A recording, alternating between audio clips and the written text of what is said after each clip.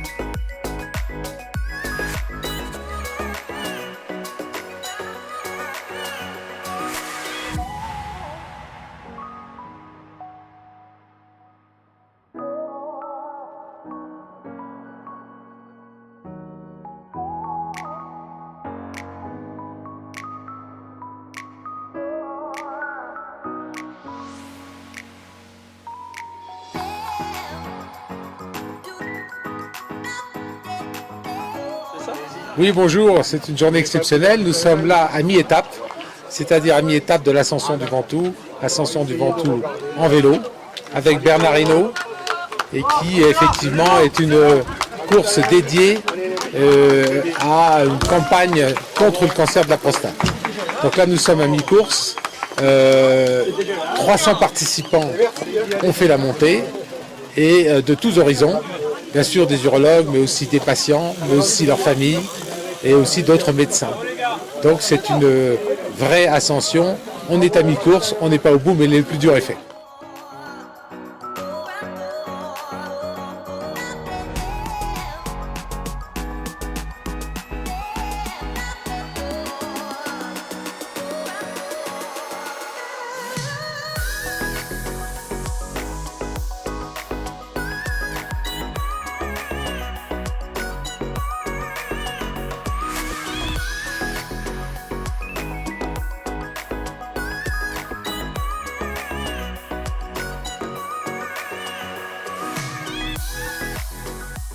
Alors je ne sais pas si c'est un impact au grand public, mais tous ceux qui étaient là se trouvent plus ou moins concernés.